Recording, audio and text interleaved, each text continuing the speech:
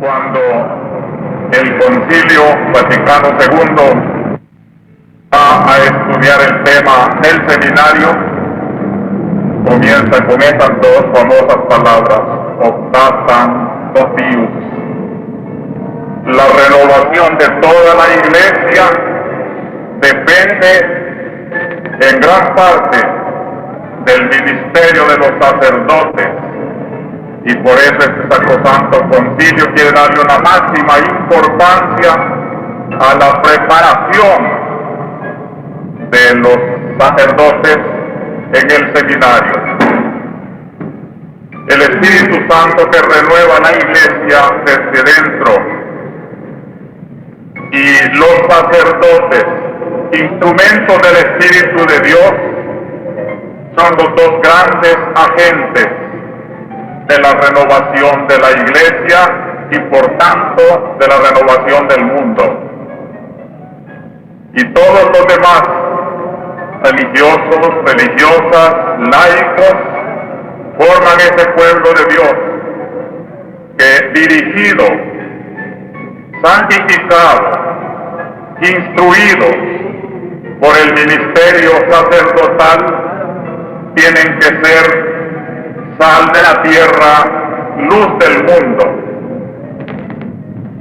Por eso nuestros obispos antepasados quisieron unir con la fiesta del Espíritu Santo la fiesta del seminario, el día del seminario. Y por una feliz iniciativa de los responsables de los seminarios, estamos viviendo esta mañana nuestro Pentecostés en torno de estos jóvenes que se preparan para el sacerdocio. Hacíamos la cuenta en El Salvador, unos 400 jóvenes en el seminario San José de la Montaña o en los diversos seminarios religiosos, son llamados por Dios, se están preparando para esta renovación del mundo que pesa ahora sobre los que ya llevamos la responsabilidad del ministerio sacerdotal. Son ellos hoy, pues, los jóvenes seminaristas, nuestros seminarios, el centro cariñoso de la familia.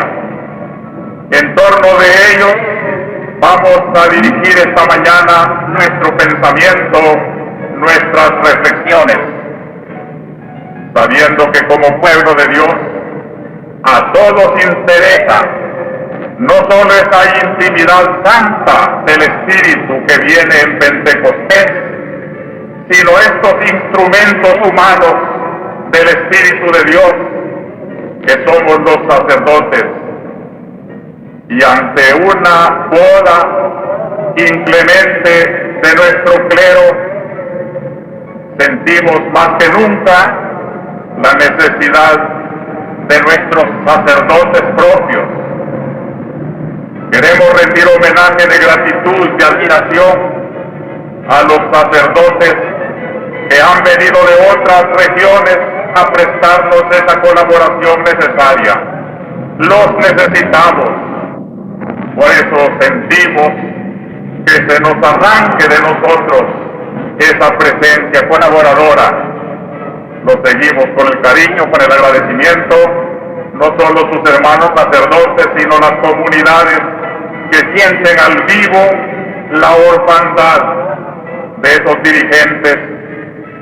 Esperamos un día retornen justificadas las falsas acusaciones, defendidos de todas las calumnias, como los apóstoles sigan predicando la palabra del Señor. Pero ellos tienen la conciencia de estarnos prestando un papel de suplencia.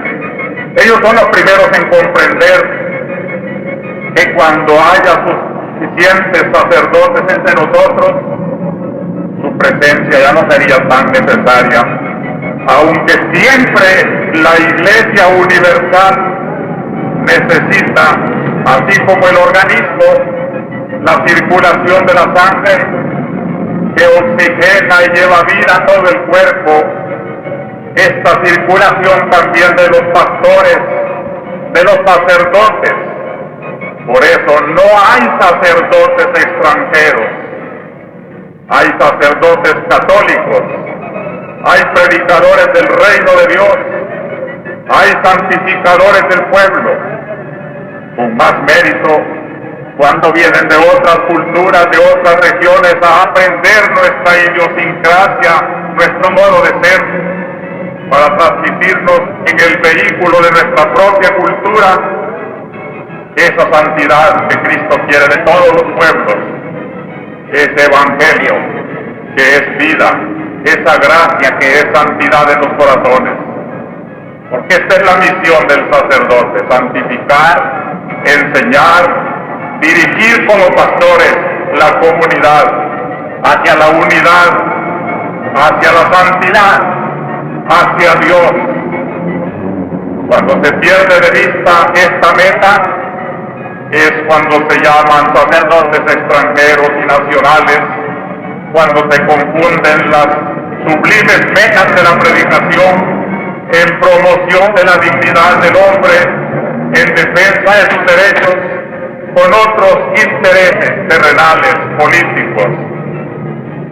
Ojalá un día aprendamos que este lenguaje sano, santo, legítimo de la Iglesia, de promover la persona humana y de orientarla no solamente en su espíritu, sino en todo su ser y en todas sus implicaciones comunitarias, sociales, familiares y todas las exigencias de la vida en esta tierra, santificando así los intereses temporales, pero dándole una primacía a esa trascendencia espiritual que lleva consigo también a la libertad de los hijos de Dios, no solo a los hombres, sino a todas las instituciones, a toda la tierra, porque el destino de la creación es colocar todas las cosas a los pies del Rey universal, Cristo, que colocará un día su reino a los pies del Padre. Y esto hacen los sacerdotes, mensajeros de Cristo Rey, quieren acelerar la hora en que Cristo Rey sea verdaderamente respetado, sus leyes sean la norma de la vida política, de la vida económica, de la vida social. No es que nos metamos en política, sino que llevamos el reino de Dios a esos reinos de los hombres, porque sin Dios todo humanismo se vuelve inhumano, dice el Papa en una de sus frases famosas. Entonces, hermanos, nos interesa mucho que estos jóvenes diocesanos o religiosos se formen en estas ideas santas de la Iglesia actual, que sean sacerdotes de su tiempo, que sean sacerdotes que defienden los derechos de Dios en medio de los hombres que son imagen de Dios, que sean verdaderamente los heraldos de un evangelio del que Cristo dijo: la verdad os hará libres, de un evangelio sin ataduras, de un evangelio auténtico, de renovación, y al mismo tiempo sean el ejemplar auténtico de ese evangelio que predican, sacerdotes santos, sacerdotes que en su misma presencia arrastre hacia Cristo a los hombres, sacerdotes que sean en sus comunidades verdadero fermento de un cristianismo como lo necesitamos hoy. Gracias a Dios, hermanos, tenemos muy buenos sacerdotes y quisiéramos que nuestros seminaristas estudiaran su sublime ideal.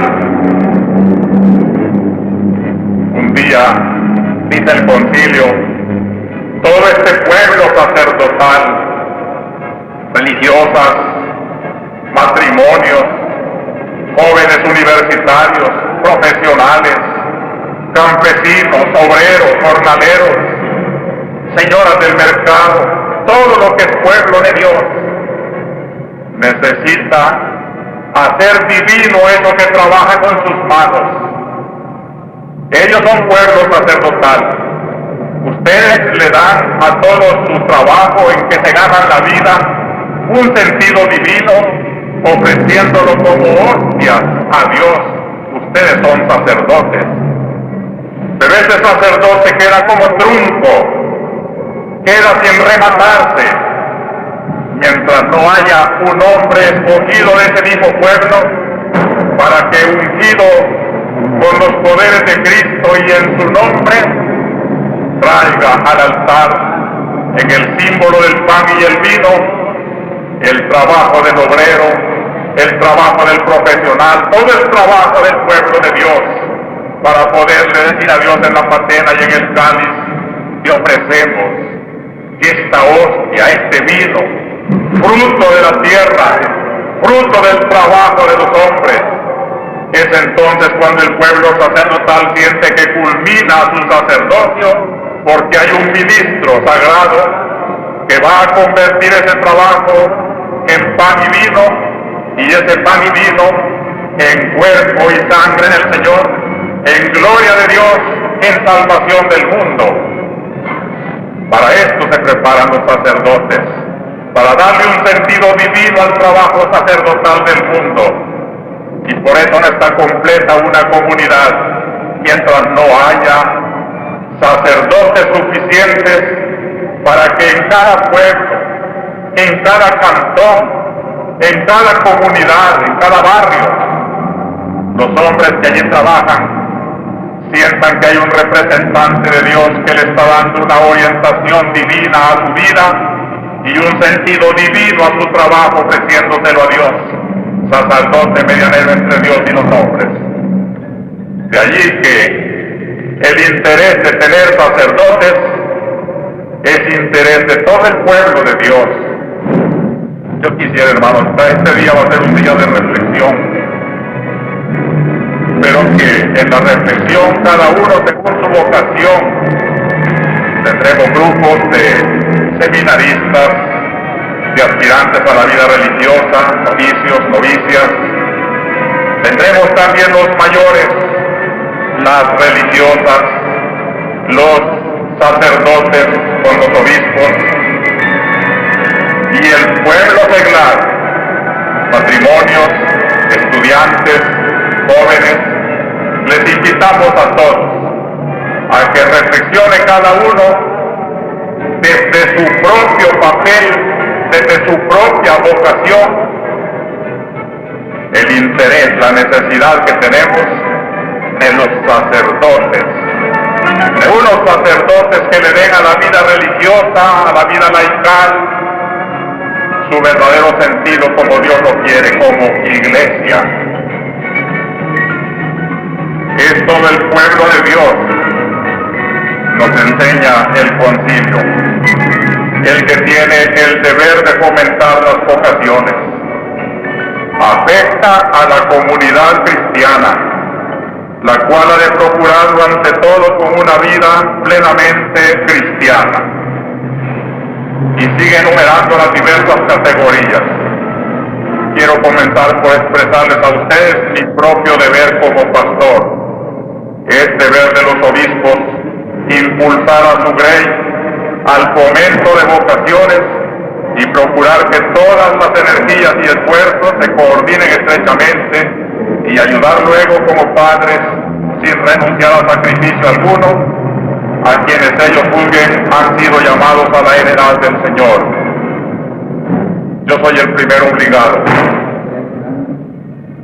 porque yo solo, ¿qué sería en el tremendo encargo de una diócesis? Aunque nuestros enemigos se burlen de la frase, es cierto, un sacerdote que me falta es un brazo que me cortan. Lo ratifico, como ratifico también quien toca a un sacerdote toca al pastor, porque sin ellos, los padres, los párrocos, el sacerdote, el obispo está mutilado. es persecución de la iglesia, mutilar al obispo. Y necesitamos impulsar, yo quiero decirlo, queridos seminaristas, que ustedes son la esperanza de la jerarquía. Luego nos llama el Santo Concilio a todos los sacerdotes en esta labor.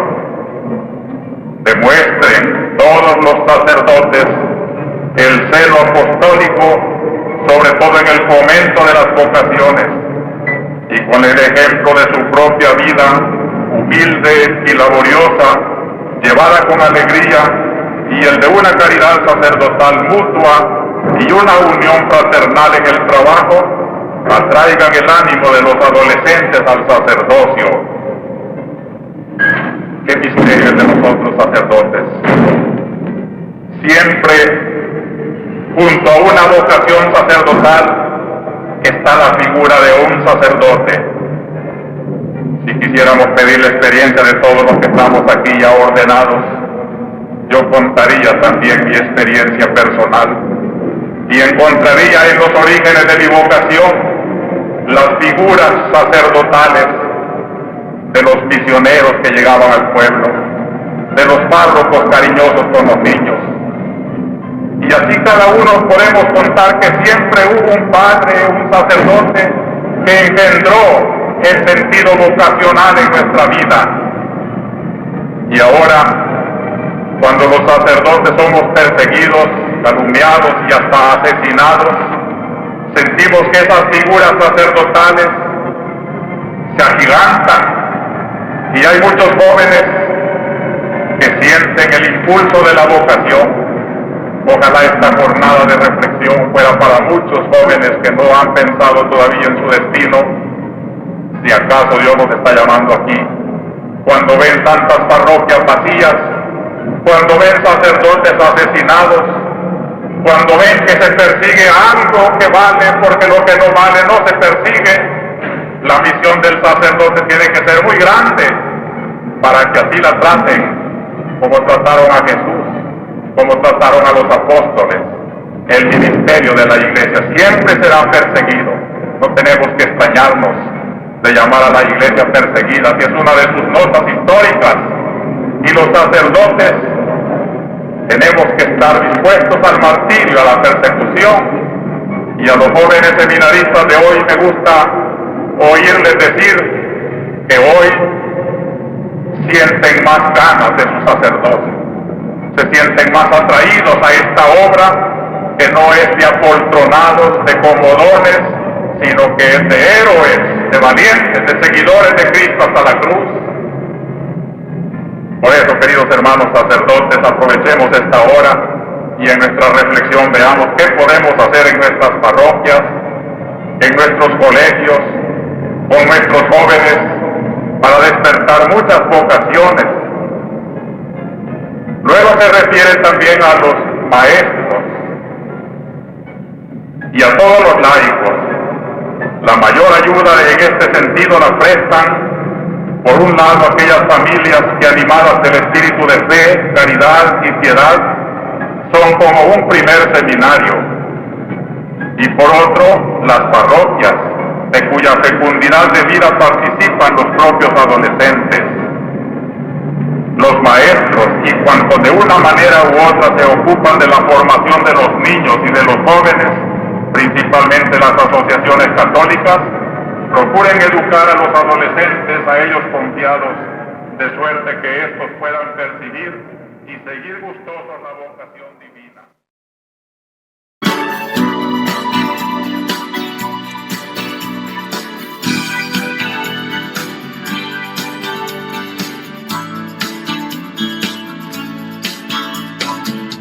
San Romero de América,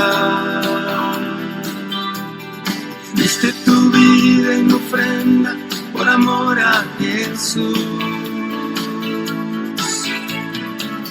San Romero de América, diste tu vida en ofrenda por amor a Jesús. Cese la represión.